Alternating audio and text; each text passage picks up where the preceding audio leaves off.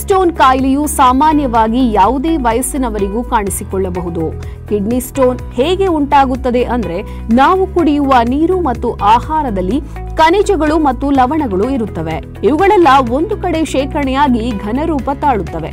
ಇವು ಮೂತ್ರಪಿಂಡದೊಳಗೆ ಹೋಗುವವರೆಗೆ ನಮಗೆ ನೋವು ಕಾಣಿಸಿಕೊಳ್ಳುವುದಿಲ್ಲ. ಮೂತ್ರಪಿಂಡ ಸೇರಿದ ಮೇಲೆ ಪಕ್ಕೆಗಳಲ್ಲಿ ನೋವಿನ ಅನುಭವವಾಗುತ್ತದೆ. ಸೊಂಟದ ಭಾಗ ಬಿಗಿದಂತಾಗಿ ನೋವು ದಿನೇ ದಿನೇ ಹೆಚ್ಚಾಗುತ್ತದೆ. ತುಳಸಿ ಸೇವನೆ, ಸೇಬು ಹಾಗೂ ದ್ರಾಕ್ಷಿ ಸೇವನೆ ಉತ್ತಮವಾಗಿರುತ್ತದೆ. ಕಿಡ್ನಿ ಸ್ಟೋನ್ ಆದವರು ಹೆಚ್ಚು ನೀರನ್ನ ಕುಡಿಯಬೇಕು. ದಿನಕ್ಕೆ 4 ರಿಂದ 5 ತೊಟ್ಟು ನಿಂಬೆರಸ ಸೇರಿಸಿ ಕುಡಿಯಬಹುದು. ತುಳಸಿಯನ್ನು ಸಹ ಸೇರಿಸಬಹುದು. ಫ್ರಿಡ್ಜ್ನಲ್ಲಿ ಶೇಖರಿಸುವ ಆಹಾರ ಸೇವನೆಯು ಆರೋಗ್ಯಕ್ಕೆ ಒಳ್ಳೆಯದಲ್ಲ ಮತ್ತು ಕರಿದ ಆಹಾರ ಪದಾರ್ಥಗಳು ಕಡಿಮೆ ಮಾಡಿ. ನಮ್ಮ ಸಿದ್ದಲಿಂಗೇಶ್ವರ ಆರೋಗ್ಯಧಾಮದ ಔಷಧಿಗಳು ಕಿಡ್ನಿ ಸ್ಟೋನ್ ಸಮಸ್ಯೆಯನ್ನು ಗುಣ ಮಾಡುತ್ತವೆ. ಯೂರೋಸುಧಾ ಔಷಧಿ ಕೆಲವು ದಿನಗಳಲ್ಲಿ ಕಲ್ಲುಗಳನ್ನು ಕರಗಿಸಿ ಕಿಡ್ನಿ ಸ್ಟೋನ್ಗೆ ಪೂರ್ಣ ವಿರಾಮ ಕೊಡುತ್ತದೆ. ಔಷಧಿಗಾಗಿ ಸಂಪರ್ಕಿಸಿ.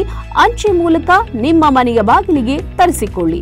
ನಮ್ಮ ದೂರವಾಣಿ ಸಂಖ್ಯೆ 8197885537.